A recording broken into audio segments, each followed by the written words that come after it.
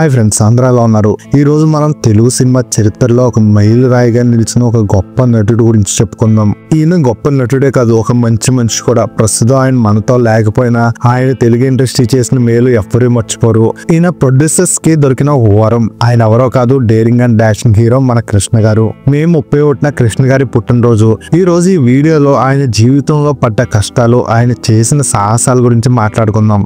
ఘట్టంనేని శివరామకృష్ణమూర్తి కృష్ణ గారి పూర్తి పేరు. సాధారణంగా కృష్ణగా పిలువబడే సూపర్ స్టార్ 1943 మే 31న ఆంధ్రప్రదేశ్ లోని గుంటూరు జిల్లా తెనాలి సమీపంలోని బుర్రిపాలెం గ్రామంలో జన్మించారు. ఆయన తల్లిదండ్రులు శ్రీ ఘట్టంనేని వీరరాఘవయ్య చౌదరి గారు మరియు శ్రీమతి నాగరత్నమ్మ గారు. 5 సంతానంలో కృష్ణ గారు పెద్దవాడు. వ్యవసాయ కుటుంబంలో జన్మించిన కృష్ణ గారు ఆయన చిన్నతనం ఒక మిడిల్ క్లాస్ ఫ్యామిలీలో పెరిగారు. ఆర్థిక పరిస్థితులు అంతంత మాత్రమే ఉండేవి. ఆయన తన ప్రాథమిక విద్యను గ్రామంలోని స్థానిక పాఠశాలలో పూర్తి చేశారు. తర్వాత ఇంటర్మీడియట్ కోసం నర్సాపురం మరియు డిగ్రీ కోసం ఏలూరులోని సిఆర్ఆర్ కాలేజీలో చేరారు. కాలేజీ రోజుల్లో కృష్ణ సాంస్కృతిక కార్యక్రమాల్లో చురుగ్గా పాల్గొనేవారు. చేసిన పాపం కాశీకి వెళ్ళిన అనే నాటకంలో ఆయన నటన ప్రేక్షకుల ప్రశంసలు పొందింది. ఇది ఆయన నటన వైపు ఆకర్షించిందని చెప్పొచ్చు. కృష్ణ గారు 1961లో కులగోత్రాలు వంటి చిత్రాల్లో చిన్న పాత్రలతో సినీ రంగంలో అడుగుపెట్టారు. ఆయనకు తొలి పెద్ద అవకాశం 1965లో ఆదుర్తి సుబ్బారావు గారి దర్శకత్వంలో వచ్చిన తేని మనసుల చిత్రంతో లభించింది. ఈ చిత్రం బాక్సాఫీస్ వద్ద ఘన విజయం సాధించింది. కృష్ణ గారిని రాత్రి స్టార్ గా నిలబెట్టింది. ఈ చిత్రంలో ఆయన నటన కొత్త నటుడిగా ఆయన సామర్థ్యాన్ని చాటింది.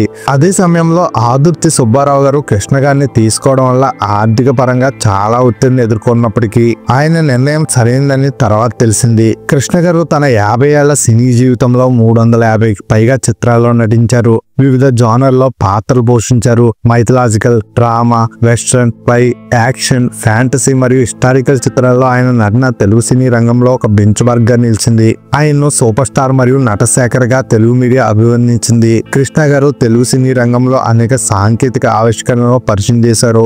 ఇందులో కొన్ని చెప్పుకుందాం. తొలి సినిమా స్కోప్ చిత్రం అల్లూరి సీతారామరాజు 1974లో వచ్చింది. తొలి ఈస్ట్మన్ కలర్ చిత్రం ఈనాడు 1982లో వచ్చింది. తొలి 70mm చిత్రం సింహాసనం 1986లో వచ్చింది. తొలి డిటిఎస్ చిత్రం తెలుగు వేరలేవరా 1995లో వచ్చింది. ఆయన నటించిన కొన్ని గొప్ప చిత్రాల గురించి మాట్లాడుకుందాం. గూఢచారి 116 1966లో వచ్చింది సినిమా. తెలుగు సినిమాల్లో స్పై జానర్ ను పరిచయం చేసిన చిత్రం ఇది. ఈ చిత్రం కృష్ణ గారిని ఆంధ్ర జేమ్స్ బాండ్ గా పేర్లు తెచ్చిపెట్టింది. సాక్షి 1967లో వచ్చింది. ఈ చిత్రం 1968లో తస్కేట్ ఫిల్మ్ ఫెస్టివల్ లో ప్రశంసలు అందుకుంది. పన్నెండు కాపురం 1972లో వచ్చింది. ఈ చిత్రం ఆ ఏడాది ఉత్తమ తెలుగు చిత్రంగా జాతీయ అవార్డును గెలుచుకుంది. అల్లూరి సీతారామరాజు 1974లో వచ్చింది. కృష్ణ గారి యొక్క 100వ చిత్రం ఇది. ఇది తెలుగు సినీ రంగంలో అత్యధిక వసూలు సాధించిన చిత్రంగా నిలిచింది. ఈ చిత్రం జాతీయ మరియు నంది అవార్డులను గెలుచుకుంది. మోసగాళ్ళకు మోసగాడు 1971లో వచ్చింది. తెలుగులో తొలి వెస్టర్న్ జానర్ చిత్రం ఇది. ఇది భారతీయ సినిమాల్లో ఒక మైల్ రాయిగా నిలిచింది. కృష్ణ గారి స్పై జానర్ లో జేమ్స్ బాండ్ 777 1971లో వచ్చింది. ఏజెంట్ గోపి 1978లో వచ్చింది. రహస్య గూఢచారి 1981లో వచ్చింది. గూఢచారి 117 1989లో వంటి చిత్రాల్లో నటించారు. ఆయన విజయ్ నిర్మల్ గారితో 48 చిత్రాల్లో మరియు జయప్రద గారితో 47 చిత్రాల్లో జోడీగా నటించి రికార్డు సృష్టించారు. కృష్ణ గారు తన సోదరులైన ఆదిశేషగిరిరావు గారు మరియు హనుమంతరావు గారితో కలిసి పద్మాలయ స్టూడియోస్ నిర్మించారు. ఈ సంస్థ ద్వారా అనేక విజయవంతమైన చిత్రాలు నిర్మించారు. ఆయన 17 చిత్రాలకు దర్శకత్వం వహించారు. వీటిలో శంకారావం 1987లో వచ్చింది. ముగ్గురు కొడుకులు 1988లో వచ్చింది. కొడుకు దిద్దిన కాపురం 1989లో వచ్చింది. బాలచంద్రుడు 1990లో వచ్చింది.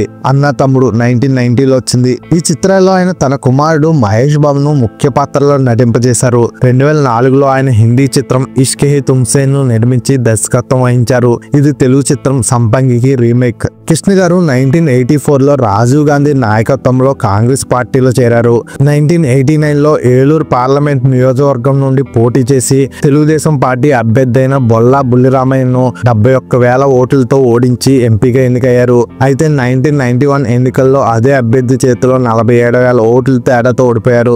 రాజీవ్ గాంధీ హత్య తర్వాత కృష్ణ గారు రాజకీయాల నుండి దూరమయ్యారు మరియు సినిమాలపైన పూర్తి దృష్టి పెట్టారు. కృష్ణ గారు 1962లో ఇందిరాదేవి గారిని వివాహం చేసుకున్నారు. వీరికి 5 సంతానం. వారు రమేష్ బాబు నిర్మాతగా ఉన్నారు, చనిపోయారు కూడా. మహేష్ బాబు, పద్మావతి, మంజుల మరియు ప్రియదర్శిని. 1969లో ఆయన నటి మరియు దర్శకురాలు విజయ నిర్మల్ గారు వివాహం చేసుకున్నారు.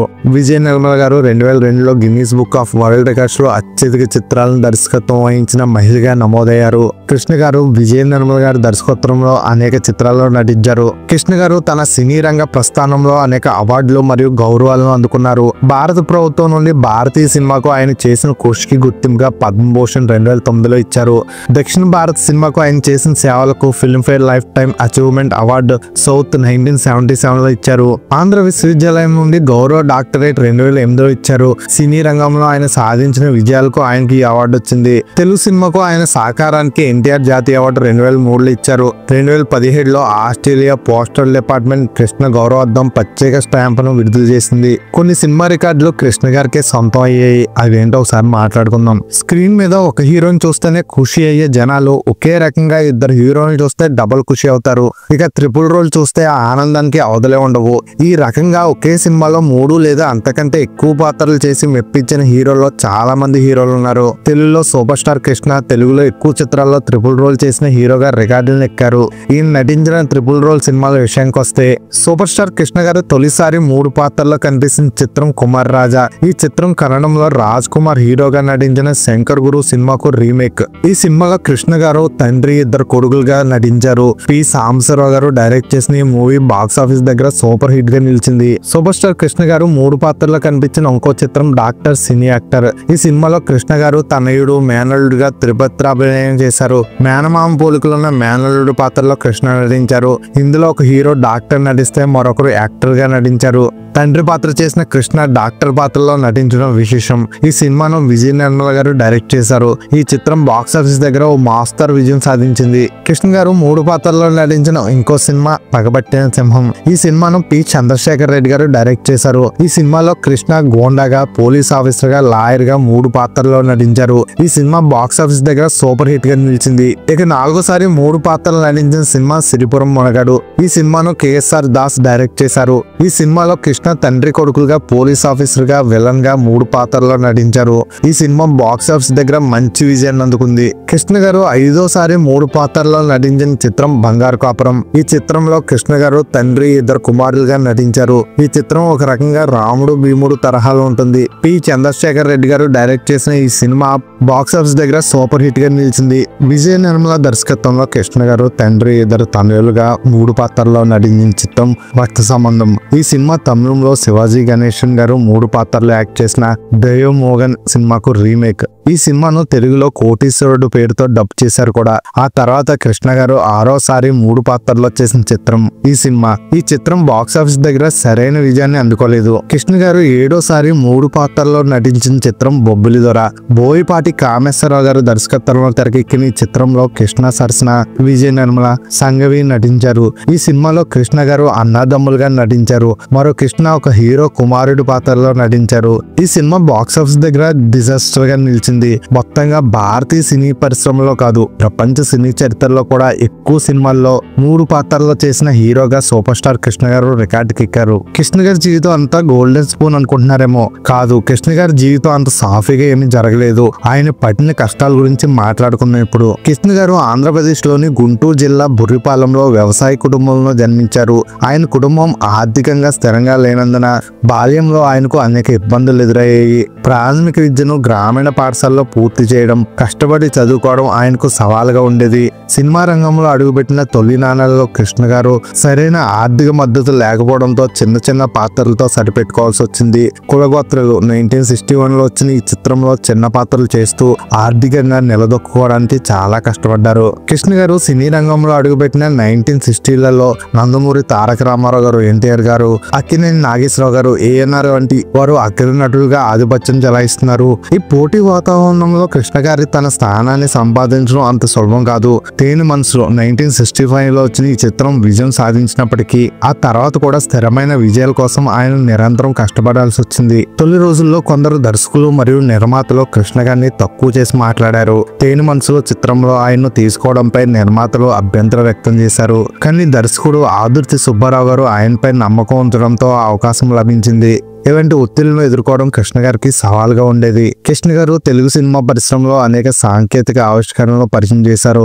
ఇందులో cinema scope, Eastman colour, 70mm DTS వంటివి ఉన్నాయి. ఈ కొత్త సాంకేతికలను అమలు చేయడానికి భారీ ఆర్థిక పెట్టుబడి మరియు రిస్క్ అవసరము.